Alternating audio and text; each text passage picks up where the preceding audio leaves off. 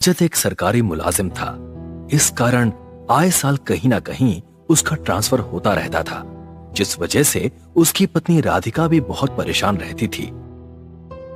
लंबी ड्राइव के बाद वो फाइनली अपने विला में पहुंच चुके थे, जिसे गवर्नमेंट ने रजत के लिए अलॉट किया था। प्लीज रजत, रिक्वेस्ट करो अपने डिपार्टमेंट में कि अब वो तुम्हारा तबादला ना करें। रिमी भी अब बड़ी हो रही है, मैं बार बार उसका स्कूल चेंज नहीं करवाना चाहती। चिंता मत करो, शायद अब दोबारा मेरा ट्रांसफर नहीं होगा। अच्छी खासी पोस्ट मिल गई है अब मुझे, तो काम यहीं पर होगा। Don't worry. सुनो, आज घर के केयरटेकर यहाँ नहीं है, प्लीज आज तुम खाना बना लो ना। क्या यार, मैं पहले ही इतनी थक चुकी हूँ, ऊपर से अब खाना भी बनाऊं? प्लीज नहीं यार, बहुत भूख लगी है। राधिका सफर के कारण बहुत थक चुकी थी, इसलिए चिड़चिड़ाते हुए वो किचन में खाना बनाने गई। खाना बनाते बनाते अक्सर उसे गाना गुनगुनाने की आदत थी, तो वो खाना बनाते हुए एक गाना गुनगुनाने लगी। दिल विल प्यार व्यार मैं क्या जानू रे, दिल विल प्यार व्यार मैं क्या जानू रे। अरे ये कैसी आवाज थी? इस घर में आवाज ईगो होती है क्या? उस आवाज को सुनकर पहले तो राधिका थोड़ी घबरा गई, लेकिन फिर वो उसे नजरअंदाज करती हुई दोबारा से वही गाना गुनगुनाने लगी, तो उसे फिर से वही दबी सी आवाज उसके पीछे पीछे गाना गुनगुनाती हुई सुनाई थी। नहीं, ये मेरा वहम नहीं है, जरूर कोई तो है यहाँ पर, कोई तो है। उस आवाज को सुनकर राधिका तुरंत पीछे मुड़ी। तभी उसे लगा कि मानो अभी अभी कोई काला साया उसकी आंखों के सामने से बहुत तेजी से गुजरा हो। उसे देखकर राधिका बहुत घबरा गई। रजत, रजत, जल्दी आओ, कहाँ हो तुम? रजत! राधिका की इस तरह चिल्लाने की आवाज सुनकर रजत हड़बड़ाता हुआ वहां आता है। क्या हो गया? सब ठीक तो है ना? तुम इस तरह से चिल्ला क्यों रही हो? वो मुझे अभी ऐसा लगा जैसे कोई काली परछाई अभी मेरे सामने से गुजरी, बहुत तेजी से। Oh really Radhika? तुम्हें लगता है कि तुम ये सब बोलकर मुझे डरा पाओगी? वैसे सच कहूं तो कोशिश अच्छी थी तुम्हारी, लेकिन इस बार मैं तुम्हारी स्ट्रिक में नहीं फंसूंगा। मैं मजाक नहीं कर रही हूँ यार।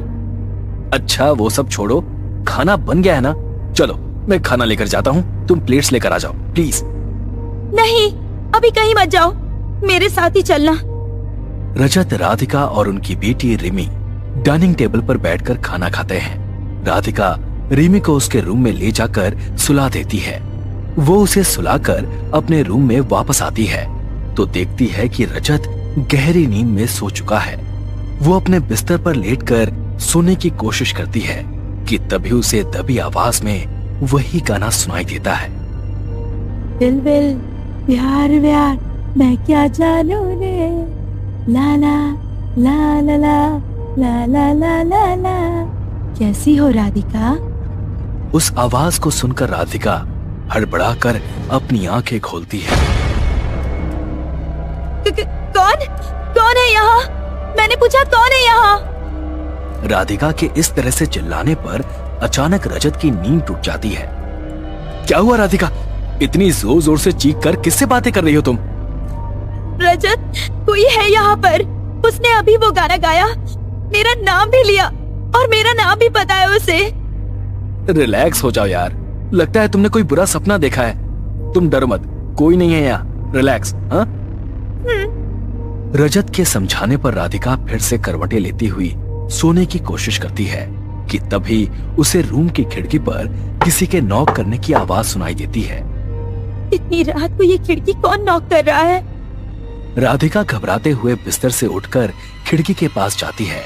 वो जैसे ही खिड़की पर लगे पर्दे को साइड करते हुए हटाती है, तभी उसे खिड़की पर एक बेहद भयानक औरत नजर आती है, जिसका पूरा चेहरा सफेद था और चेहरे पर जहां तहां कटने के निशान थे।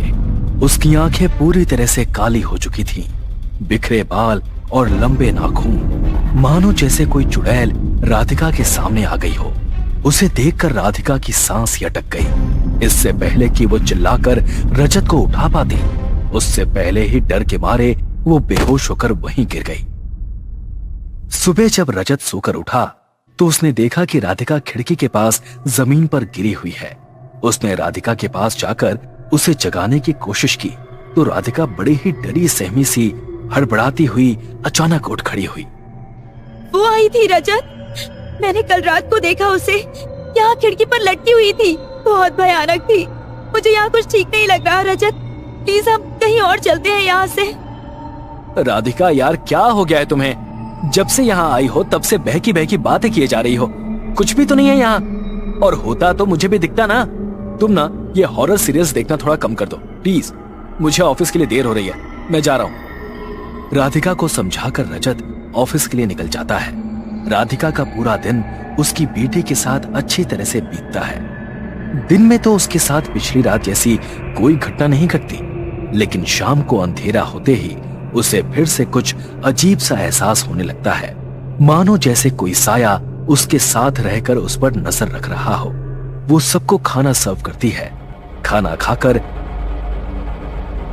रिमी को सुलाकर वो अपने कमरे में आकर बैठती है कि तभी रजत उससे कहता है, यार सॉरी इतनी रात को तुम्हें परेशान कर रहा हूं, लेकिन तुम प्लीज मेरी वो ब्लू वाली शर्ट निकाल कर प्रेस कर दोगी क्या? कल सुबह मुझे वो ऑफिस पहनकर जानी है। कोई बात नहीं, मैं कर देती हूँ। राधिका कबर्ड में रजत की ब्लू शर्ट ढूंढने लगती है। अलमारी टटोलते हुए अचानक कोई साया बुरी तरह से राधिका के हाथ को कस के पकड़ लेता है। छोड़ो मुझे, छोड़ो मेरा हाथ, रजत बचाओ मुझे। रजत दौड़कर उसके पास आता है। वो राधिका को हल्का सा खींचता है। ये क्या हो गया था अचानक तुम्हें? किसने पकड़ लिया था तुम्हें? रजत, इस अलमारी के अंदर एक हाथ था, उसने बहुत जोर से मेरा हाथ पकड़ लिया था। यार मुझे समझ नहीं आ रहा कि आखिर मैं तुम्हें कहूँ तो क्या कहूँ? क्या बकवास है ये सब? कभी अलमारी के अंदर किसी का हाथ होता है क्या? कैसी नॉनसेंस बातें कर रही हो तुम एक काम करो, जाकर सो जाओ प्लीज, मैं खुद ही शर्ट प्रेस कर लूंगा। लेकिन मैं सच कह रही हूँ रजत, वो हाथ था वहाँ पर। प्लीज बस करो यार, सो जाओ तुम। राधिका के बार बार कहने पर भी रजत उसकी कोई बात नहीं सुनता, लेकिन राधिका पहले दिन से ही अपने साथ लगातार हो रहे इन हादसों से बहुत डर जाती है। वो दूसरे कमरे में सो रही अपनी बेटी रिमी को भी अपने कमरे में लाकर अपने साथ सुला लेती है। ऐसे ही कुछ दिन बीतते हैं, लेकिन आए दिन राधिका के साथ कोई ना कोई ऐसा हादसा होता ही रहता है। वो रजत को बार बार उस घर को छोड़ देने के लिए कहती है, लेकिन रजत उसकी कोई बात नहीं सुनता। कुछ समय के बाद एक रात रजत जागकर अपने लैपटॉप पर काम कर रहा होता है कि तभी उसे ऐसा लगता है कि मानो कोई औरत अभी अभी उसके पीछे से गुजरी हो, जिसने अपने पैरों में पायल पहनी हुई है। उसे बार बार किसी के पायल की छन छन की आवाज सुनाई देती है। लगता है राधिका की वजह से मेरा दिमाग भी खराब हो गया है, पता नहीं कैसे कैसे अजीबोगरीब भ्रम हो रहे हैं मुझे। रजत उस पायल की आवाज को इग्नोर करने की बहुत कोशिश करता है, लेकिन उसे बार बार अपने पीछे से वही आवाज सुनाई देती है। इस बार वो थोड़ा घबराते हुए पीछे की ओर मुड़कर देखता है तो उसे अपने सामने वही भयानक औरत दिखाई देती है जो उस रात राधिका को खिड़की पर दिखाई दी थी। रजत उसे देखकर बुरी तरह से डर जाता है। इतनी भयानक चुड़ैल जैसी औरत को अपने सामने देखकर रजत को कुछ समझ में नहीं आता। वो जिस कुर्सी पर बैठा था उस कुर्सी से उठकर उस कुर्सी को ही उसके ऊपर फेंक कर मारता है और अपनी जान बचाकर वहां से भाग जाता है। उस रात तो वो जैसे तैसे उस घर में हनुमान चालीसा का जाप करते हुए काट लेता है, लेकिन अगले दिन वो अपने घर में एक तांत्रिक बाबा को बुलाकर लाता है।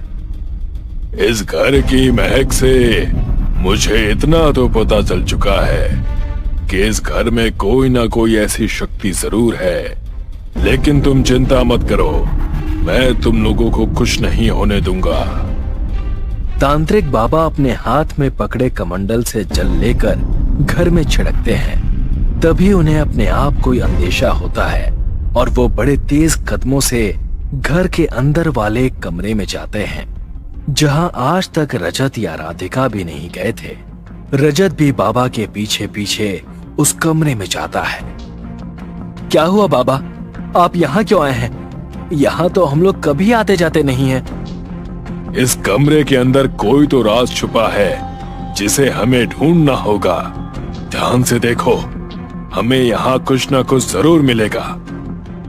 वो दोनों बहुत देर तक उस कमरे में कुछ विचित्र खोजते हैं, लेकिन उन्हें वहां कुछ भी नहीं मिलता। तभी तांत्रिक बाबा फिर से अपने कमंडल का जल जमीन पर छिड़कते हैं, तो वो सारा जल कमरे में एक जगह जाकर इकट्ठा हो जाता है। जब वो लोग वहां पर जाकर देखते हैं तो वहां कमरे के नीचे बने तहखाने का दरवाजा होता है। ओह माय गॉड, मुझे तो ये पता ही नहीं था कि इस घर में एक तहखाना भी है। अब ये तहखाना ही उन आत्माओं के राज को खोलेगा। जल्दी से नीचे चलो मेरे साथ। तहखाने का दरवाजा खोलकर वो दोनों नीचे जाते हैं। तभी वहां का नजारा देखकर उन दोनों के होश उड़ जाते हैं। वहां पर 2 इंसानी कंकाल पड़े हुए थे, जिसमें से एक कंकाल एक जवान इंसान का तो दूसरा 4-5 साल के बच्चे का था। तांत्रिक बाबा जल्दी से उन कंकालों पर अपने कमंडल का जल छिड़कते हैं। तभी उस तहखाने में किसी औरत और बच्चे की जोर जोर से चिल्लाने की आवाजें आने लगती हैं। तांत्रिक बाबा लगातार मंत्रों का उच्चारण करते हुए वहां पर अपने कमंडल से जल को छिड़कते हैं। तभी थोड़ी देर बाद वहां से आने वाली वो चीखें और तेज हो जाती हैं और वहां भयानक दिखने वाली औरत की आत्मा उनके सामने आ जाती है और काफी गुस्से में उन दोनों की ओर बढ़ती है। चले जाओ यहाँ से, इसे मेरी आखिरी चेतावनी समझना। अगर तुम अभी के अभी इस तांत्रिक को लेकर यहाँ से नहीं गए तो मैं तुम्हारे पूरे परिवार को खत्म कर दूंगी। कोई नहीं बचेगा यहाँ पर। चिंता मत करो रजत, मैं इसे तुम्हें कोई भी नुकसान नहीं पहुंचाने दूंगा। इतना कहकर तांत्रिक बाबा फिर से मंत्रों का उच्चारण शुरू कर देते हैं। तभी वो आत्मा बहुत बुरी तरह से चीखने चिल्लाने लगती है। उसकी चीखों से बेसमेंट में रखा सारा सामान जोर जोर से हिलने लगता है। वो अपनी शक्तियों से रजत के शरीर पर अपने लंबे पैने नाखूनों से घाव करने लगती है। उन घावों से रजत के शरीर से खून बहने लगता है और दर्द के मारे वो जोर जोर से चिल्लाने लगता है। अभी भी वक्त है, रोक दो इसे, वरना तुम्हारे साथ साथ तुम्हारे पूरे परिवार का भी यही हाल करूंगी। ये मेरा घर है और मैं अपने घर में किसी और को रहने नहीं दूंगी। अपनी सलामती चाहते हो तो चले जाओ यहाँ से। मैं तुम्हें कुछ नहीं करूंगी, लेकिन अगर तुमने मेरी बात नहीं मानी तो कोई नहीं बचेगा। इस तांत्रिक को भी मार दूंगी मैं। उस आत्मा के इतना कहने के बाद भी तांत्रिक बाबा मंत्रों का उच्चारण करना बंद नहीं करते। मंत्रों की तेज आवाजों से वो आत्मा अपने ऊपर हो रही पीड़ा से और ज्यादा क्रोधित हो जाती है और रजत को छोड़कर उसके परिवार को खत्म करने के लिए उनकी तरफ दौड़ती है। लेकिन तांत्रिक बाबा उसे अपनी मंत्रों की शक्ति से उसी बेसमेंट में बांध लेते हैं। तभी बाहर से रजत की पत्नी और बेटी की चीखों की आवाज सुनाई देती है। उनकी चीखों की आवाज सुनकर वो आत्मा जोर जोर से हंसने लगती है। कहा था ना मैंने कि इसे मेरी आखिरी चेतावनी समझो, लेकिन तुमने मेरी बात नहीं मानी। अब इसका खामियाजा तो तुम्हें भुगतना ही पड़ेगा। उसकी ये बात सुनकर रजत बुरी तरह से डर जाता है और तांत्रिक बाबा को सब कुछ रोकने के लिए कहने लगता है। ये मेरे पूरे परिवार को खत्म कर देगी बाबा। ये जो कहती है मान लीजिए, लेकिन मेरे परिवार को बचा लीजिए। तुम इसकी बातों पर ध्यान मत दो बेटा, ये बस तुम्हें भ्रम में डाल रही है। तुम चिंता न करो, मैं तुम्हारे परिवार को कुछ नहीं होने दूंगा। इतना कहकर तांत्रिक बाबा मंत्रों का उच्चारण करते हुए जैसे ही अपने कमंडल से उस पर मंत्रों से अभिमंत्रित किया हुआ जल छिड़कते हैं, तो बाहर से आने वाली रजत की पत्नी और बेटी की चीखें बंद हो जाती हैं और उसी समय बेसमेंट में एक छोटे से बच्चे की चीखने की आवाज आने लगती है। एक 4 से 5 साल की दिखने वाली बेहद भयानक बच्ची उसके पास आती है। उन दोनों की चीखों से पूरा घर गूंज उठता है। तभी तांत्रिक बाबा फिर से कुछ मंत्र पढ़कर उन पर कमंडल का जल छिड़कते हैं। तभी कुछ आखिरी चीखों के साथ वो आत्माएं आग की लपटों की तरह वहां से कुछ ही देर में गायब हो जाती हैं। बेटा, अब ये घर तुम्हारे लिए बिल्कुल सुरक्षित है। अब तुम्हें यहाँ कभी कोई परेशानी नहीं होगी। यहाँ पर जो अतृप्त आत्माएं सालों से भटक रही थी, आज वो मुक्त हो गई हैं। लेकिन बाबा, वो कंकाल आखिर थे किसके और किसकी आत्माएं थी जो इतने सालों से यहाँ भटक रही थी? बेटा, अपनी दिव्य दृष्टि से मैंने ये जाना है कि लगभग 100 साल पहले यहाँ एक पति पत्नी और उनकी बच्ची रहा करते थे। लेकिन वो उस औरत की दूसरी शादी थी और वो बच्ची उसके पहले पति से थी। अपने पति की मृत्यु के बाद उसने दूसरी शादी की, लेकिन उस आदमी के इरादे बिल्कुल ठीक नहीं थे। उसे तो बस अंधे धन और ऐश्वर्य का मोह था। वो धन दौलत पाने के लिए काला जादू और तंत्र विद्या का सहारा ले रहा था, जिसके लिए उसने अपनी पत्नी और उसकी बच्ची की बलि दे दी। तभी से उनकी आत्माएं यहाँ भटक रही हैं। उन दोनों की बलि देने के बाद वो भी यहाँ पर ज्यादा दिन तक रह नहीं पाया और अपना मानसिक संतुलन खो बैठा। तब थोड़े समय के बाद उसे पागल खाने में डाल दिया गया और 1 साल के अंदर अंदर उसकी भी मृत्यु हो गई। वो आत्माएं खुद बहुत पीड़ा में थी, इसीलिए बहुत खतरनाक हो चुकी थी। उनकी मुक्ति बहुत आवश्यक थी। तांत्रिक बाबा से ये सब जानकर रजत के रोंगटे खड़े हो गए। लेकिन उस दिन के बाद उनके साथ उस घर में फिर से कोई ऐसी घटना नहीं घटी। उनकी जिंदगी में हुए इस हादसे को पूरे 5 साल बीत चुके हैं, लेकिन आज भी जब उन्हें वो समय याद आता है तो उसकी सोच मात्र से ही उन दोनों की रूह कांप जाती है।